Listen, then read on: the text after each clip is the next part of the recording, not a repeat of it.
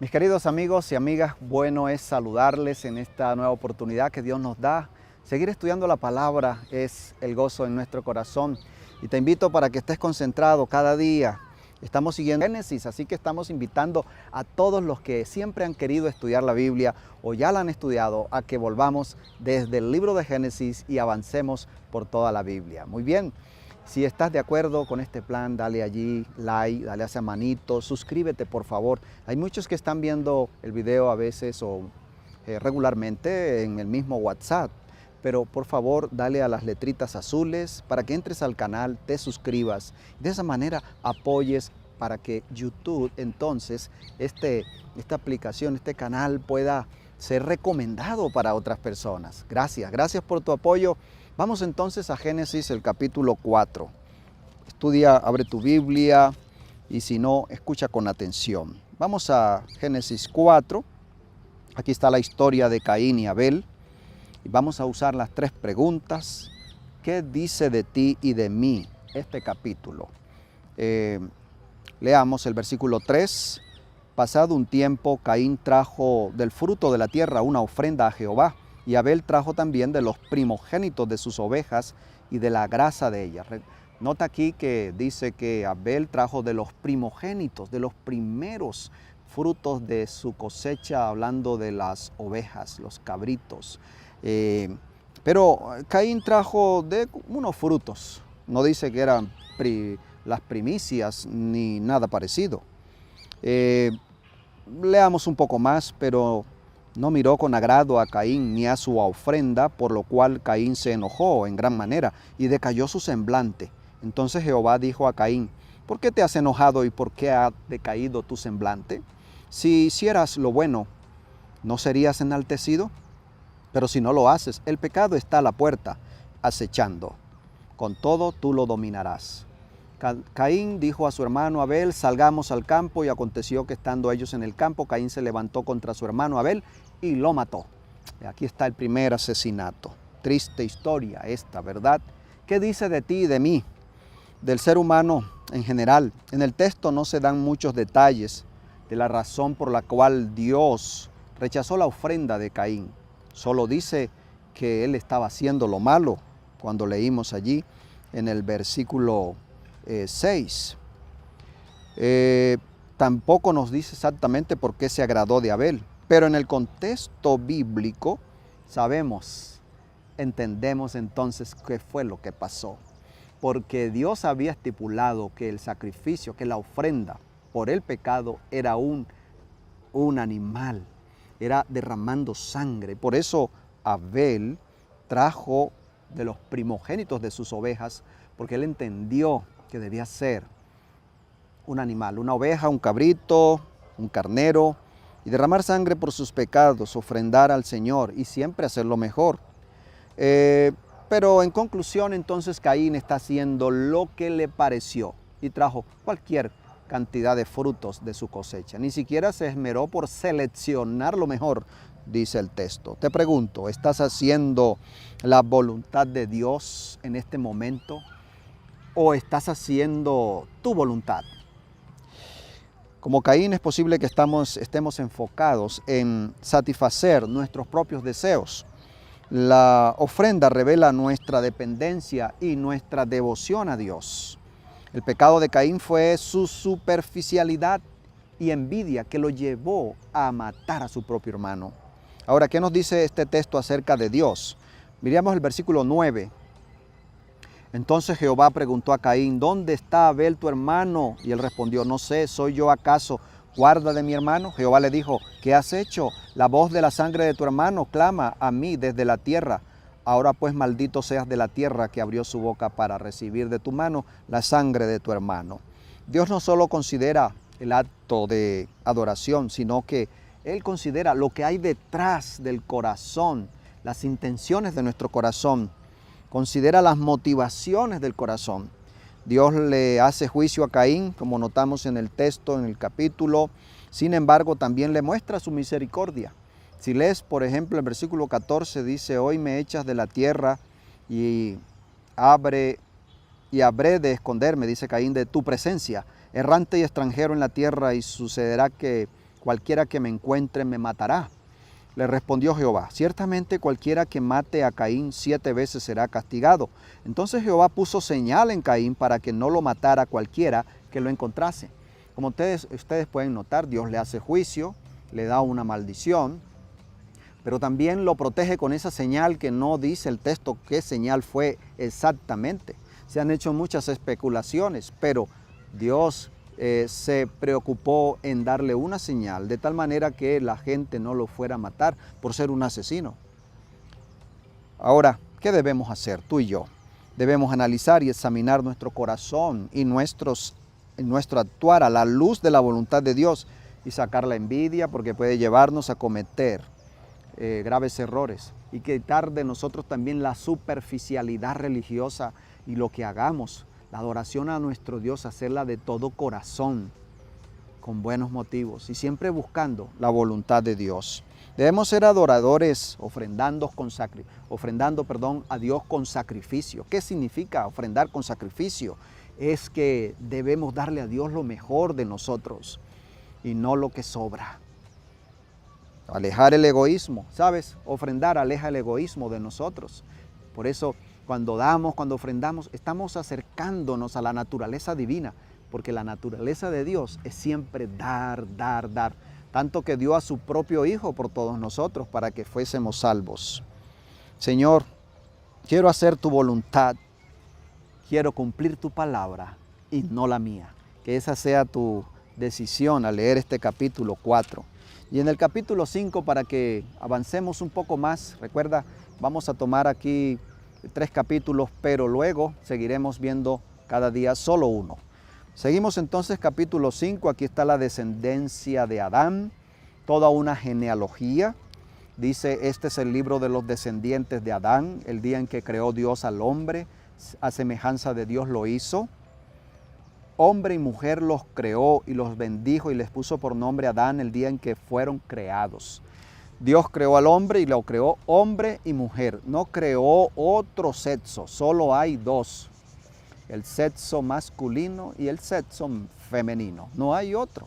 Está claro, y Dios bendijo, y recordamos aquí nuevamente lo que ya estudiamos. Dios crea el matrimonio. Dios bendijo al ser humano, Dios bendice al varón y a la hembra, dice allí en el texto. Él no bendice a otro sexo que el hombre se invente, por favor. Es muy clara la palabra. Adán, si vemos aquí, comenzamos a ver la genealogía, las edades de ellos. Vamos a encontrar que Adán vivió 930 años. Esta generación era muy longeva, ya que en ese tiempo la naturaleza estaba recién creada. Todo era saludable, el aire puro, el ambiente, no habían bacterias, microbios, quizás virus como los de hoy. Estaban en un ambiente ideal para vivir por mucho tiempo. ¿Se imaginan ustedes los frutos de la tierra, cómo eran de puros y saludables, con toda su completa carga de vitaminas y proteínas en todos los productos de la tierra? Así que Matusalén fue quien más vivió. Cuando lees el texto encuentras que vivió 969 años. Bueno, y vamos a mirar aquí la historia de Enoc. Me parece lo más interesante, ¿no? En el versículo 22, después que engendró a Matusalén, caminó Enoc con Dios 300 años y engendró hijos e hijas. Así todos los días de Enoc fueron 365 años. Caminó pues Enoc con Dios y desapareció porque se lo llevó Dios. ¿Por qué se llevó Dios a Enoc? Dice aquí que se lo llevó al cielo, no lo dejó morir aquí en la tierra. ¿Por qué se lo llevó? Sencillamente dice, porque caminó al lado de Dios. Caminó con Dios, amaba y temía a Dios. De los labios de Adán, Enoc había aprendido la historia animadora de la gracia de Dios. Y notamos que fue después de tener a su primer hijo que Enoc tuvo su mayor crecimiento espiritual. Enoc anduvo con Dios en todos los deberes de la vida y no fue un ermitaño alejado de la comunidad y de la vida normal. Fue un hombre de espíritu fuerte, altamente cultivado. y de extenso saber, un hombre honrado por su extenso conocimiento de Dios. Aprendemos que nuestra mente debe ser cultivada, puede ser cultivada en comunión con Dios. Aprendemos que nuestra meta también diaria es vivir en la presencia de Dios cada día. Mira, Enoch es nuestra inspiración, es nuestro ejemplo, y yo quiero que lo tomemos como ese ejemplo y te propongas vivir en la presencia de Dios cada día hasta que llegue el momento cuando Jesucristo venga en gloria y nos lleve a su reino en su segunda venida. Y en el capítulo 6 aparece la maldad de los seres humanos. El versículo 1 al 3 dice: aconteció que cuando comenzaron los hombres a multiplicarse sobre la faz de la tierra y les nacieron hijas, al ver los hijos de Dios que las hijas de los hombres eran hermosas, tomaron para sí mujeres, escogiendo entre todas. Entonces dijo Jehová: no contenderá mi espíritu con el hombre para siempre, porque ciertamente él es carne, pero vivirá 120 años. Y encontramos aquí este hallazgo interesante que dice que los hijos de Dios buscaron mujeres de las hijas de los hombres. Y sabes, teniendo en el contexto dos genealogías, en el capítulo 4, versículo 20, 28 en adelante, y en el capítulo 5 vemos dos genealogías. Está la genealogía de Caín, la descendencia de Caín, y está la descendencia de Set, que fue el hijo que nació después que Abel murió. En reemplazo de Abel nace Set, y de allí viene la descendencia de los hijos buenos de Dios, de los obedientes, y Caín representa esa descendencia de tendencia al mal. Así que a eso se refiere con los hijos de los hombres, la descendencia de Set, y los hijos de Dios, los descendientes de Set, y las hijas de los hombres, los descendientes de Caín. Y hubo esa mezcla que no fue buena. Dice aquí la palabra que eso produjo gran maldad, y Dios tuvo que tomar medidas, y es cuando aparece aquí también la historia del diluvio. Versículo 5, vio Jehová que la maldad de los hombres era mucha en la tierra y que todo designio de los pensamientos de su corazón solo era de continuo al mal. La maldad aumentó. Sabes, la palabra dice, recuerdas que estudiamos San Mateo el año pasado, y las señales del fin también dicen que en los últimos días los tiempos serán como en la época de Noé, con la maldad aumentada. Dice aquí, el corazón del hombre era de continuo al mal. Yo creo que debemos considerar que estamos en una época muy parecida a los tiempos de Noé. Y versículo 6, y se arrepintió Jehová de haber hecho al hombre en la tierra. En el original está diciendo que Dios le dolió en su corazón ver este cuadro de cómo el hombre se apartó del bien, se fue a la desobediencia, y la impiedad y la maldad y la violencia comenzó a aumentar de una manera sorprendente. Creo que Dios hoy también está dolido en su corazón al ver la realidad que tú y yo tenemos en este mundo, y por eso cobra vigencia y realidad la profecía de que Cristo vendrá por segunda vez. Ahora ya no con un diluvio. El diluvio fue en la época de Noé, la manera como Dios arrasó y exterminó al ser humano y a toda esa tierra malvada. Todos en ese momento, solamente Noé y su familia, que creyeron en Dios, fueron rescatados en un arca, donde Dios le dijo: mira, vas a hacer un arca, y le dio las dimensiones. Y esas dimensiones son claras allí en el texto. Dice que fue un arca de 3 pisos, 150 metros de largo, 25 de ancho y 15 de alto. Y Noé y su familia creyeron, ¿saben? Y se montaron al arca cuando no había llovido, y estuvieron dentro del arca 7 días esperando que lloviera, y 7 días más después que comenzó a llover, que el agua subiera. Y de esa manera esperaron confiados en el Señor. Pero muchos alrededor de Noé estuvieron burlándose, no creyeron el anuncio de Jehová.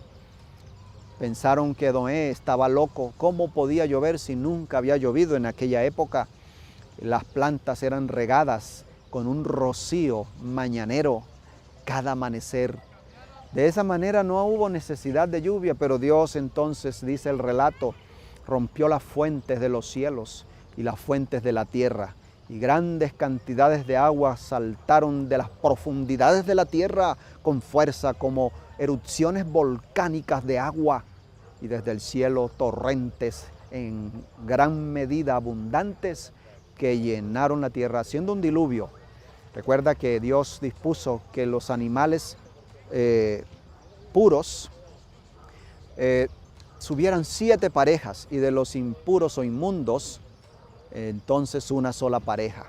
Y sabes, me llena de reflexión, y quiero que pienses cómo es posible que los animales fueron al arca sin mucha presión y sin mucha insistencia. En cambio, los seres humanos alrededor de Noé, aquella gente violenta y malvada, no creyeron y se burlaron. Muchas veces los animales han actuado en mejor conciencia que el mismo hombre, aunque sabemos que los animales no tienen conciencia, pero vemos la docilidad de ellos en ese momento para entrar el arca, mientras el hombre quedó incrédulo, perdido. Espero que con esta reflexión recordemos que debemos estar interesados hoy también en ser dóciles, abiertos a la promesa de Dios, creer en las promesas del Señor, y al ver el cuadro de este mundo que nos rodea, recordar el diluvio y recordar lo que la Biblia dice, porque el Señor señaló que ya no va a destruir esta tierra con agua, pero sí en su segunda venida Él vendrá para destruirla con fuego. Que tú y yo estemos listos ahora para ser parte de los que entran al arca de la salvación en Cristo Jesús. Declara que tu decisión es entrar al camino de Dios en este tiempo. Dios te va a bendecir. Dios va a proveer para tu vida. Vamos a terminar con una oración. Querido Dios, gracias te damos porque tu amor se manifiesta cada día. En este momento quiero pedirte la bendición por todos los que están escuchando este mensaje. Tú conoces, Señor, sus problemas, sus necesidades. Provee bendición, provee salud, provee sanidad, provee recursos a quienes lo necesitan, y resignación a aquel que no tiene solución.